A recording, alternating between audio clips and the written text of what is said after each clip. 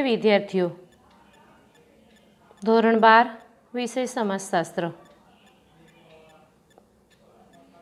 પાઠ 5માં આગળ વધતા આજનો મુદ્દો છે પશ્ચિમીકરણ. પશ્ચિમીકરણની પ્રક્રિયા યુરોપિયન પ્રજાના સંપર્કથી શરૂ થઈ હતી. જો કે બ્રિટિશરોએ 150 વર્ષ શાસન કર્યું હોવાથી તેમની અસર વધુ થઈ છે. પશ્ચિમીકરણ પરિવર્તન માટેની મહત્ત્વની સામાજિક સાંસ્કૃતિક પ્રક્રિયા છે. પશ્ચિમીકરણના અનેક અર્થ કરવામાં આવે છે. તેમાં 3 બાબતોનો સમાવેશ કરવામાં આવે છે. 1. યંત્રવિદ્યા અને વિજ્ઞાન. 2. સંસ્થાઓ, વિચારસરણી, મૂલ્યો. 3. ચીજવસ્તુ, ભાષા વગેરે. આધુનિક ભારતમાં સામાજિક પરિવર્તન પુસ્તકમાં શ્રી M.N. નિવાસના પશ્ચિમીકરણના ખ્યાલને વિગતે સમજાવ્યો છે. આધુનિક ભારતમાં સામાજિક પરિવર્તન. આ સંદર્ભમાં તેઓ જણાવે છે કે પશ્ચિમીકરણ એવી પ્રક્રિયા છે જેમાં ભારતમાં 150 વર્ષના બ્રિટિશ રાજને કારણે ભારતીય સમાજ સંસ્કૃતિમાં વિવિધ સ્તરે પરિવર્તન આવ્યા છે, જેમ કે યાંત્રિકી, સંસ્થાકીય, વૈચારિક અને મૂલ્ય સંબંધિત. પશ્ચિમીકરણ એક વ્યાપક, સંકુલ અને ઘણા સ્તરવાળો ખ્યાલ છે. તેને એક છેડે પશ્ચિમી ટેકનોલોજીથી માંડી બીજે છેડે આધુનિક વિજ્ઞાન અને આધુનિક ઇતિહાસ લેખનનું વિશાળ ક્ષેત્ર આવરી લેવામાં આવ્યું છે.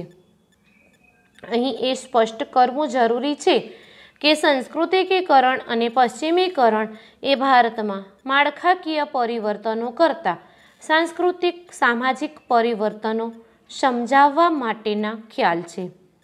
નવા મૂલ્યો, આદર્શો અને સંસ્થાઓ દ્વારા જે ફેરફાર આવ્યા તેને આપણે પશ્ચિમીકરણ કહી શકીએ. એટલે કે પશ્ચિમની વિચારસરણીના માનવતાવાદી, બિન સાંપ્રદાયિક, ઉદારમતવાદી, સમાનતાવાદી મૂલ્યોનો અંગ્રેજ અમલ દરમિયાન ભારતમાં પ્રવેશ થતાં ભારતીય સમાજ જીવનના વિભિન્ન ક્ષેત્રમાં જે પરિવર્તન આવ્યા તે સૂચવતી પ્રક્રિયા. હવે આપણે પશ્ચિમીકરણના પાસા જોઈએ. M.N. શ્રીનિવાસે અનેક ઉદાહરણ દ્વારા ભારત પર પશ્ચિમીકરણની અસરો નીચે દર્શાવેલ પાસાઓ દ્વારા સમજાવેલ છે. 1. બ્રિટિશ શાસન દરમિયાન ભારતમાં ખાસ કરીને કૃષિ ક્ષેત્રે કેટલાક કાયદા અને વહીવટી તંત્રનો અમલ કરવાથી વ્યાપક પરિવર્તનો આવ્યા. 18મી સદીમાં અંતિમ વર્ષોમાં જમીનદારી, રૈયતવારી જેવી વ્યવસ્થાઓ જમીન માલિકી અને મહેસૂલ ઉઘરાવવાના મુદ્દે દાખલ કરવામાં આવી. પરિણામે ગ્રામીણ વિસ્તારોમાં નવા ભૂમિ સંબંધો સ્થપાયા. 2. બ્રિટિશરોએ સમાજ વ્યવસ્થાની જાળવણી માટે નવા કાયદા, કાનૂન અને ન્યાયતંત્રની વ્યવસ્થા ઊભી કરી. લશ્કર અને પોલીસ દળની નવેસરથી રચના કરી, જેથી સમાજમાં મોટો બદલાવ આવ્યો. 3. બ્રિટિશરોએ ભારતમાં પશ્ચિમી શિક્ષણ વ્યવસ્થા દાખલ કરી, જેથી શિક્ષણ બધા માટે ખુલ્લું થયું અને બધાને તક મળી. સમય જતાં આ શિક્ષણ વ્યવસ્થાએ ગ્રામ્ય વિસ્તારો સુધી નવા વિચારો અને મૂલ્યોનો પ્રચાર પ્રસાર કર્યો. બ્રિટિશરોએ ભારતમાં છાપખાનાની શરૂઆત કરી. તેના પગલે પગલે અખબાર, પુસ્તકો, સામયિકોનું પ્રકાશન શરૂ થયું અને વિસ્તર્યું. સમાજમાં વિવિધ વર્ગો અને સમૂહોમાંથી વિચારો વ્યક્ત કરવા માટે છાપખાનાએ આધુનિક સગવડો ઊભી કરી. તેને કારણે વૈશ્વિક સ્તરના નવા વિચારો, મૂલ્યો પ્રચારમાં આવ્યા. 5. પશ્ચિમીકરણની એક મહત્ત્વની અસરને શ્રીનિવાસ માનવતાવાદના સંદર્ભમાં તપાસે છે. જ્ઞાતિ આધારિત પરિસ્થિતિ, ધર્મ, ઉંમર અને જાતિના ભેદભાવ વગર સૌને માટે કલ્યાણનો આદર્શ અને તેની સાથે સમાનતા, સ્વતંત્રતા અને બિન સાંપ્રદાયિકતાના પશ્ચિમી ખ્યાલોએ ભારતમાં માનવતાવાદી વાતાવરણ સર્જવામાં મહત્ત્વની ભૂમિકા ભજવી. આની અસરરૂપે ભારતમાં ઘણી સામાજિક સુધારણાની પ્રવૃત્તિઓ શરૂ થઈ. છઠ્ઠું, પશ્ચિમીકરણની અસરરૂપે ભારતમાં વિકસેલ વ્યાપાર અને ઉદ્યોગોને કારણે તેમજ શિક્ષણના પ્રસારને પરિણામે એક નવો મધ્યમ વર્ગ ઉદ્ભવ્યો. બ્રિટિશ સરકારે શરૂ કરેલા વહીવટી તંત્રમાં શરૂઆતમાં નોકરીએ રહેલો નાનો શિક્ષિત વર્ગ સમય જતાં આધુનિક ભારતમાં અસરકારક મધ્યમ વર્ગ સ્થાપિત થઈ ચૂક્યો. આ વર્ગમાં વકીલો, ડૉક્ટરો, અધ્યાપકો, સાહિત્યકારો તેમજ કલાકારોને સમાવતો બુદ્ધિજીવી વર્ગ પણ વિકસ્યો. આ નવા વર્ગની અસરરૂપે દેશમાં પશ્ચિમી સંસ્કૃતિના કેટલાક તત્વોનો સ્વીકાર થયો અને શહેરોમાં આધુનિકતા વિકસી. સાતમું, બ્રિટિશ શાસન દરમિયાન સ્વતંત્રતાની લડતમાં ઊભી થયેલી પશ્ચિમની લોકશાહી ઉદારતાવાદ અને રાષ્ટ્રીયતાથી પ્રેરાઈને દેશ નેતાઓએ લોકોને સંગઠિત કરવાનું શરૂ કર્યું. આઝાદીની લડતના વર્ષોમાં લોકશાહી પ્રત્યેની શ્રદ્ધા અને વિશ્વાસ એટલા વિકસ્યા કે સ્વતંત્ર ભારતમાં લોકશાહી શાસન વ્યવસ્થાને લોકોએ સ્વીકારી. તે પશ્ચિમીકરણની અસર છે તેમ કહી શકાય. તો વિદ્યાર્થી મિત્રો, આપણે પશ્ચિમીકરણનો અર્થ અને તેના પાસાઓ જોયા. હવે આપણે જોઈશું વૈશ્વિકીકરણ. ચિત્ર દેખાય છે.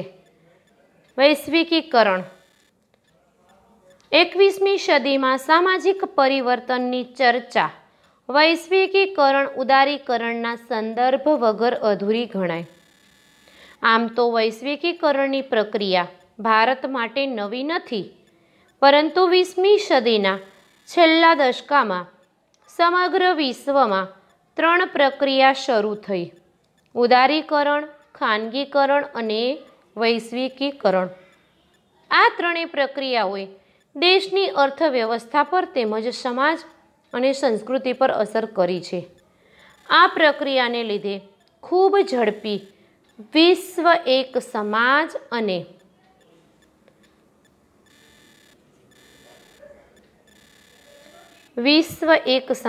અને એક આંતરરાષ્ટ્રીય બજાર બની જશે એવો ભય ઊભો થયો હોવાથી સમાજશાસ્ત્રીઓ અને માનવશાસ્ત્રીઓએ આ બંને પ્રક્રિયાના અભ્યાસમાં રસ જાગ્યો છે.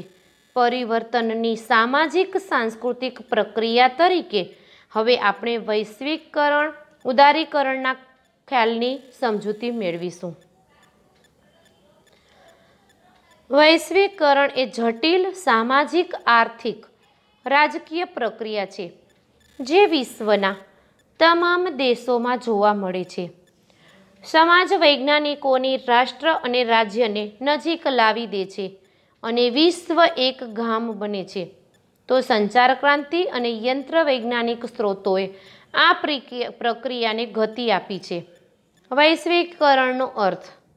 વૈશ્વિકીકરણનો સીધો અર્થ એ થાય છે કે સમગ્ર જગતના દેશો વૈશ્વિક સ્તરે વિચારણા કરે, એટલે કે કોઈ પણ દેશ પોતાના રાજકારણ, અર્થકારણ, સમાજ કે સંસ્કૃતિ વિશે અલગ રીતે ન વિચારતા સમગ્ર જગતના સંદર્ભમાં જ વિચારે. સામાજિક દૃષ્ટિકોણથી જોઈએ તો ઇતિહાસમાં પહેલીવાર એવી ઘટના બની છે કે સ્થાનિક અને વૈશ્વિક સમાજના લોકો એક તાંતણે બંધાઈ ગયા છે. આ માટે વિવિધ પ્રક્રિયાઓ દુનિયાભરના લોકોના સામાજિક સંબંધો પર ઘણી મોટી અસર નિપજાવે છે, તેમને નજીક લાવે છે, જેને સમાજશાસ્ત્રીઓ વૈશ્વિકીકરણ તરીકે જુએ છે. વિદ્યાર્થીઓ, હવે આપણે વૈશ્વિકીકરણની વ્યાખ્યા જોઈશું. પેલી છે ગિડેન્સ. ગિડેન્સ તેની વ્યાખ્યા આપતા જણાવે છે કે વિભિન્ન લોકો અને દુનિયાના વિભિન્ન ક્ષેત્રોની વચ્ચે વધતી જતી પારસ્પરિકતા જ વૈશ્વિકીકરણ છે. આ પારસ્પરિકતા સામાજિક અને આર્થિક સંબંધોમાં થાય છે. આમાં સમય અને સ્થાન મળી જાય છે. યોગેન્દ્ર સિંઘ. ભારતીય સમાજમાં 1990ના દાયકા પછી ક્રાંતિકારી પરિવર્તન આવ્યું છે. વૈશ્વિકીકરણને કારણે સામાજિક સ્તરીકરણનું સ્વરૂપ બદલાયું છે. સાથે સાથે સામાજિક પરિવર્તનની ગતિમાં બદલાવ આવ્યો છે. ઉપરાંત વસ્તી વિષયક પરિવર્તન અને નગરીયકરણ તથા ઔદ્યોગિકરણ પ્રક્રિયા તીવ્ર બની છે. Malcolm voters. વૈશ્વિકરણ એક પ્રક્રિયા છે જેમાં સામાજિક સાંસ્કૃતિક વ્યવસ્થા પર જે ભૌગોલિક દબાણ હોય છે તે પાછળ હટી જાય છે અને લોકો પણ સમજે છે કે ભૌગોલિક સીમાઓ અર્થ વગરની કે બેમતલબ હોય છે. હવે વૈશ્વિકીકરણની લાક્ષણિકતાઓ જોઈએ. વૈશ્વિકીકરણની પ્રક્રિયા એ જટિલ પ્રક્રિયા છે. આ પ્રક્રિયા અંતર્ગત આધુનિકીકરણ, ઔદ્યોગિકીકરણ, મૂડીવાદનો સમાવેશ થાય છે. સંચાર ક્રાંતિ એ તેના પ્રસરણમાં સહાય કરી છે. વૈશ્વિકીકરણ નીચે મુજબની લાક્ષણિકાઓ દ્વારા આપણે વધારે સ્પષ્ટ સમજી શકાય છે. 1. તે જટિલ પ્રક્રિયા છે.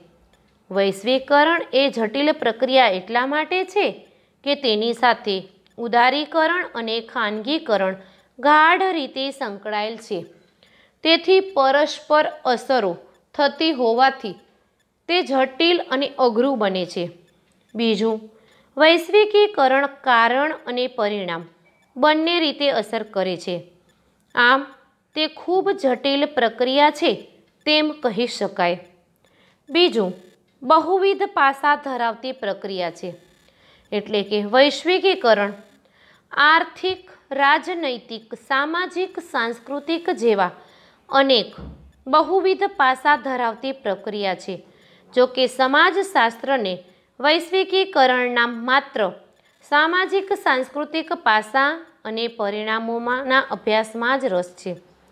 ત્રીજું, નવશોધ અને પ્રસરણ સૂચવતી પ્રક્રિયા. આ પ્રક્રિયા દ્વારા નવા ઉદ્યોગો, નવા યંત્ર વિજ્ઞાન અને નવી શોધને પ્રોત્સાહન મળ્યું છે. તો સાથે દુનિયાભરમાં તેના પ્રસરણને ગતિ મળી છે. દાખલા તરીકે ઇન્ટરનેટ અને સેવા ઉદ્યોગ. નાગરિક અધિકારો અને માનવતાની ચેતના જગાવતી પ્રક્રિયા છે. વૈશ્વિકીકરણ પ્રક્રિયાને લીધે દુનિયામાંથી ગરીબી નાબૂદ કરી શિક્ષણ, આરોગ્ય માટેના દબાણ ઊભા કર્યા છે. માહિતી અધિકારોનો કાયદો, ફૂડ ફોર ઓલ જેવા કાયદા બન્યા છે. ઉપરાંત પર્યાવરણના પરિવર્તનને લીધે આવતી કુદરતી આપત્તિમાંથી ઉગારવા અને મદદ કરવાની ભાવના જગાવે છે. 5. વૈશ્વિક સંસ્કૃતિ. કેટલાક વિદ્વાનોના મતે આ પ્રક્રિયાના પરિણામ સ્વરૂપે વિશ્વ એક ગામડું બનતા એક નવી સંસ્કૃતિ ઉદ્ભવશે જેમાં કુટુંબ, લગ્ન, મનોરંજન, કલા, સાહિત્ય જેવી બાબતોને અસર થઈ છે. દાખલા તરીકે સમગ્ર વિશ્વમાં થતી વેલેન્ટાઇન ડેની ઉજવણી. 6. સંસ્કૃતિનું સમન્વયીકરણ. વૈશ્વિકીકરણની પ્રક્રિયાના પરિણામે સંચાર, વ્યવહાર, પર્યટન, સ્થળાંતર, સંદેશા વ્યવહાર વગેરે જેવી પ્રક્રિયાઓ આજે એટલી ઝડપી બની ગઈ છે કે દુનિયાની સંસ્કૃતિઓ એકબીજાના સંપર્કમાં આવતા એકબીજા સાથે એકરૂપ બનતી જાય છે. દાખલા તરીકે ભાંગડા, પોપ અને ફ્યુઝન મ્યુઝિક. 7. વિનિમયનું સાધન ચલણ. વૈશ્વિકીકરણને કારણે વિનિમયના સાધન તરીકે વસ્તુ વિનિમયને બદલે દુનિયામાં એક સમાન ચલણનો ખ્યાલ આવ્યો. પહેલાંના સમયમાં વસ્તુ વિનિમય થતી, હવે એક સમાન ચલણનો ખ્યાલ, જે આપણે અમેરિકન ડોલર. પછી 8મું, બજારોનું પ્રભુત્વ. આજે વ્યાપાર ધંધામાં બજારનું મહત્ત્વ ખૂબ જ વધી ગયું છે. આજે વૈશ્વિક સ્તરે અર્થવ્યવસ્થાનું એક ઝાડું બની ગયું છે, જેના પરિણામે વસ્તુઓના વપરાશની પદ્ધતિઓ સમગ્ર વિશ્વમાં લગભગ સમાન બની ગઈ છે. દાખલા તરીકે નૂડલ્સ અને પિઝા. હવે 9મું, નવા સામાજિક આંદોલનો. યોગેન્દ્ર સિંઘના મતે આજે ત્રીજા વિશ્વમાં અને ખાસ કરીને ભારતમાં વૈશ્વિકીકરણના પરિણામે જે પરિવર્તન આવ્યા છે તેણે ઘણા નવા આંદોલનોને જન્મ આપ્યો છે, જેમ કે સ્ત્રીઓના આંદોલન, માનવ અધિકાર અંગેના આંદોલન વગેરે. ટૂંકમાં વૈશ્વિકરણની પ્રક્રિયા એ વૈશ્વિક સ્તરે રાષ્ટ્ર રાજ્યને નિકટ લાવી આધુનિકરણ અને અનુઆધુનિકરણને વેગ આપી સામાજિક, સાંસ્કૃતિક, આર્થિક, રાજકીય સંબંધ બાંધ્યા છે. તો વિદ્યાર્થીઓ, આપણે વૈશ્વિકીકરણની વ્યાખ્યા અને તેના લક્ષણો જોયા. હવે આપણે જોઈશું ઉદારીકરણ. દેશ આઝાદ થયા બાદ ભારતીય અર્થવ્યવસ્થા અને બજારને કાયદા દ્વારા વૈશ્વિક સ્પર્ધાથી સુરક્ષિત રાખ્યા હતા. ઉપરાંત પ્રજા કલ્યાણ માટે સરકારે મહત્ત્વની ભૂમિકા ભજવવી જોઈએ તેવો આદર્શ તેમજ બંધારણમાં સામાજિક ન્યાય પર ભાર મૂક્યો હોવાથી તે મુજબ નીતિ નિર્ણયો લેવાયા થયા હતા. પરંતુ વર્ષ 1991ની શરૂઆતના ભાગમાં અર્થતંત્રમાં વિદેશી હુંડિયામણનું અનામત ભંડોળ ઘટી રહ્યું હતું. આર્થિક સ્થિતિ કટોકટી ભરી હતી, જેથી સરકારે દેશના અર્થતંત્રમાં ફરી નવસંચાર કરવાના ભાગરૂપે આર્થિક નીતિ જાહેર કરી, જેમાં વિદેશ વ્યાપારના પરિપ્રેક્ષ્યમાં લગભગ મુક્ત કહી શકાય તેવી વ્યાપાર નીતિને પ્રોત્સાહન આપ્યું. લાંબા ગાળાની આયાત નિકાસ નીતિ અન્વયે આયાત જકાત પ્રમાણ જેવા પ્રતિબંધો હળવા કર્યા, જેને ઉદારીકરણ કહી શકાય. ઉદારીકરણનો અર્થ. ઉદારીકરણની નીતિ એટલે ખાનગીકરણની નીતિ. સરકાર દ્વારા ઉદ્યોગોના ક્ષેત્ર વધુમાં વધુ પરવાના, મૂડીરોકાણ અને નફાની પ્રાપ્તિ માટે ખાનગી ક્ષેત્ર માટે અનુકૂળતા કરી આપવાનો સમાવેશ તેમાં થાય છે. ટૂંકમાં સરકારની ઉદ્યોગોની સ્થાપના અને વિકાસ અંગેની હસ્તક્ષેપ વગરની નીતિ એટલે ઉદારીકરણ. ઉદારીકરણ એ વૈશ્વિકીકરણની પ્રક્રિયાની પૂર્વ શરત રૂપે છે અને ઉદારીકરણ માટે ખાનગીકરણ અનિવાર્ય પ્રક્રિયા છે. હવે આપણે ઉદારીકરણની વ્યાખ્યા જોઈએ. ઉદારીકરણ એટલે વૈશ્વિકીકરણના ભાગરૂપે વૈશ્વિક બજાર દેશની અર્થવ્યવસ્થા માટે લાભકારી બને તેને અનુરૂપ વ્યાપાર ઉદ્યોગને નિયમન કરતા નિયમો અને આર્થિક નિયંત્રણોને ઉદાર બનાવવા. દાખલા તરીકે વિવિધ ક્ષેત્રમાં સીધા વિદેશી રોકાણને પરવાનગી આપવી. ઉદારીકરણના લાભો. વિદેશી રોકાણ વધ્યું. બહુરાષ્ટ્રીય કંપનીઓએ ભારતની કંપની સાથે ભાગીદારી કરી, જેથી અદ્યતન ટેકનોલોજીનો લાભ મળ્યો અને ઉત્પાદન વધ્યું. ગ્રાહકોને વ્યાજબી કિંમતે શ્રેષ્ઠ વસ્તુઓ મળતી થઈ. ખાનગીકરણ અને મુક્ત સ્પર્ધાને લીધે ઉત્પાદકો વ્યાજબી કિંમતે સારી ગુણવત્તાવાળી વસ્તુઓનું વેચાણ કરવા લાગ્યા. દરેક ક્ષેત્રે સ્પર્ધા થઈ. પરિણામે વૈશ્વિક સ્પર્ધામાં ટકવા મેનેજમેન્ટ ટેકનિક અને શ્રમિકોના કૌશલ્યો માટે તાલીમ અને શિક્ષણનું મહત્ત્વ વધ્યું. ધિરાણ પરના વ્યાજનો દર ઘટવાથી ઉત્પાદન ખર્ચમાં ઘટાડો થયો. ઉદારીકરણને લીધે ટીવી ચેનલ, મોબાઈલ, ઇન્ટરનેટ કંપનીઓ અને ઓનલાઈન શોપિંગને પ્રોત્સાહન મળ્યું. ઉદારીકરણે ઉપભોક્તાવાદને પ્રોત્સાહિત કર્યો. બજારો નિર્ણાયક બની ગયા છે. ઉદારીકરણથી લોકોની જીવનશૈલીમાં અને વપરાશી વસ્તુમાં ખૂબ મોટો બદલાવ થયો છે. ઉદારીકરણને લીધે સામાજિક સાંસ્કૃતિક આદાન પ્રદાનમાં ગતિ આવી છે. આ છે ઉદારીકરણના લાભો અને આ છે હવે જોઈએ લાભ છે તો એની સામે ગેરલાભો પણ છે. તો ઉદારીકરણના કેટલાક ગેરલાભ છે જે નીચે મુજબ. 1. ખાનગીકરણ અને ઉદારીકરણના અમલ પછી રોજગારીની તકોમાં ઘટાડો થયો છે અને બેરોજગારીનું પ્રમાણ વધ્યું છે. કૃષિ ક્ષેત્રે ઉત્પાદનના વૃદ્ધિનો દર ઘટ્યો છે. બહુરાષ્ટ્રીય કંપનીના બીટી બિયારણો, રાસાયણિક ખાતરો અને જંતુનાશક દવાઓએ જમીનની ફળદ્રુપતા ઘટાડી પ્રદૂષણ વધાર્યું છે. વિકસિત દેશો ઉદારીકરણના નામે પ્રદૂષણ વધારતા ઉદ્યોગો ત્રીજા વિશ્વના દેશોમાં ઊભા કરી પર્યાવરણમાં અસંતુલન ઊભું કરે છે. વિશ્વ વ્યાપાર સંગઠનની શરતોનું પાલન કરવાથી આયાત જકાતો મોટા પ્રમાણમાં ઘટાડી આયાત પ્રમાણ ઉદાર બનાવ્યા. તેથી નિકાસ વૃદ્ધિ ધીમી થઈ ગઈ. બહુરાષ્ટ્રીય કંપની ભારતમાં સસ્તી જમીન મેળવી ઓછું વેતન ચૂકવી મોટો નફો કમાઈ પોતાના દેશમાં મોકલે છે. આ રીતે આવકનું બહિર્ગમન જોવા મળે છે. બેન્કિંગ ક્ષેત્રના સુધારા દ્વારા રિઝર્વ બેન્ક ઓફ ઇન્ડિયા RBIએ થાપણો અને નાની બચત યોજનાઓ દ્વારા વ્યાજદરમાં ક્રમશઃ ઘટાડો કરતા મધ્યમ વર્ગ અને પેન્શન પર આધારિત વર્ગને નુકસાન થયું છે.